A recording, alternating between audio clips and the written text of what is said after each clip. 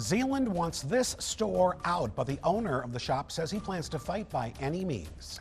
Harvey Weinstein's trip to prison interrupted, where he could be waking up this morning.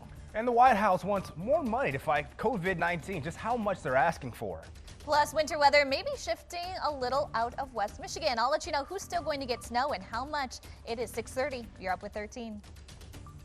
Men and women of the greatest country on earth are going to defeat this coronavirus and reclaim our future. Breaking overnight, lawmakers say they have a deal on the largest stimulus bill in American history. We break down what that means for you. Plus, the impacts of the crisis, seemingly endless, how it's affecting a local nonprofit that helps some of the most vulnerable in our community. And police this morning still searching for the person responsible for a murder in West Michigan. It's 6 o'clock. You're up with 13. You're watching 13 on your side. Shutdowns coming to factory workers of 3 major automakers. What will happen to employees who cannot work from home? And a fire destroyed a Muskegon home. What was uncovered in the rubble that has police asking questions? And Joe Biden closer to securing the Democratic presidential nominee, the direct appeal he made to Bernie Sanders supporters last night. It's 6 o'clock. You're up with 13. You're watching 13 on your side. Good morning, West Michigan. It's 6 o'clock on this Wednesday, March 18th. You're up with 13. I'm James, and about 6+ feet away from me is meteorologist Laura Hartman. Good morning, Laura. Good morning. Camity has the morning off, so thank you so much for waking up with us. But here at 13 on your side, we're dedicated to keeping you safe and helping you understand the severity of the coronavirus outbreak. So in order to practice what we preach, we want to remind you to practice social distancing. We also want to show you that as well. But we'll go to meteorologist Laura Hardman for a check of our forecast. Hey, James. Yeah, beautiful day yesterday, St. Patrick's. The United States marking a grim milestone in the COVID-19 pandemic. The U.S. now has more confirmed cases of the virus than any other country, surpassing both Italy and China. There are now more than 85,000 cases and more than 1,200 deaths. New York City, the epicenter of the outbreak in the U.S., has 25% of all the deaths in our country. States like Louisiana and California now bracing for more of a surge in cases as well. And the virus now impacting our military service members. A U.S. Navy aircraft carrier is being diverted so that all 5,000 aboard can be tested for coronavirus. Now, these sobering new numbers put more urgency on today's vote on a record $2.2 trillion emergency package, which President Trump says he will sign. The House of Representatives is expected to vote this morning on the economic stimulus bill that will give most Americans money during the coronavirus crisis. The Senate voted unanimously to pass this bill Wednesday. House Speaker Nancy Pelosi says she expects it will pass the House with strong bipartisan support. It provides, depending on income, up to $1,200 for individuals and $2,400 to married couples. Now, our state ranks near the top in the nation with the most cases, as the state announced more than 500 new cases just yesterday. The total number of cases is now more than 2,800. New cases include 17 deaths, bringing the statewide total to 60. All of the deaths are from the east side of the state, with the exception of one from Mecosta County. There are 41 confirmed cases of COVID-19 in Kent County, 18 in Ottawa County, and 3 in Muskegon County. Hospitals are constantly having to evolve to this ongoing crisis. Spectrum Health is now closing walk-in clinics. 13 on your side's Shanna Grove has more on this decision and the contingency plan in place should Spectrum need more hospital beds. Shanna? So Spectrum Health announced late last night it's closing all of its walk-in clinics throughout West Michigan. Now, this takes effect immediately with the hopes of limiting unnecessary exposure to COVID-19. Spectrum Health is encouraging people to connect virtually with the doctor. If it's not an emergency, a face-to-face visit is required. Patients can still go to urgent cares, which are still open. Spectrum is also preparing for the event its hospitals go over capacity. Spectrum showed off its new alternative care site to the governor last night. The site inside one of Grand Valley State's health buildings would provide space for up to 250 beds.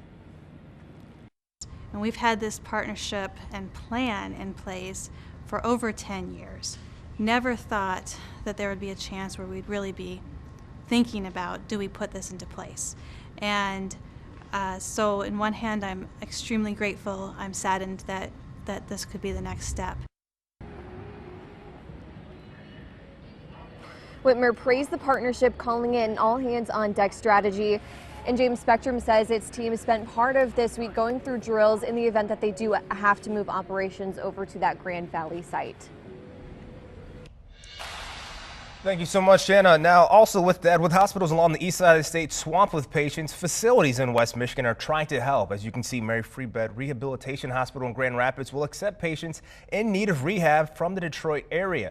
Bringing them here will free up more beds for the growing number of people with COVID-19 in the state. Governor Gretchen Whitmer requested that other hospitals join in this effort and open its doors for patients recovering from illnesses not related to the coronavirus. And Governor Whitmer is hoping a federal disaster declaration could help fight this outbreak in our state. Now, she's asking President Trump for this declaration. Now, if it's granted, the state would be able to provide meals to families, rent assistance, and more. The president has been critical of the governor during this crisis, and the governor is also reminding everyone the stay-at-home order she signed Monday is not optional and is the best way to keep the coronavirus from spreading. And it doesn't mean inviting 10 of your closest friends over for dinner or hosting a party at your house. It means staying home with the people with whom you live. If we don't all do our part, more people are going to get sick and more people are going to die. And this will go on longer than it needs to. Governor Whitmer is also addressing the shortage of protective gear and other medical equipment for hospitals. She says her administration has been able to track down and secure more supplies, but more is needed. A new poll is shedding light on how Michiganders feel about President Trump's response to this pandemic. 3 universities, including Oakland University, polled just under 1,000 Michiganders. They found that 51% of people either strongly or somewhat approve of the president's response.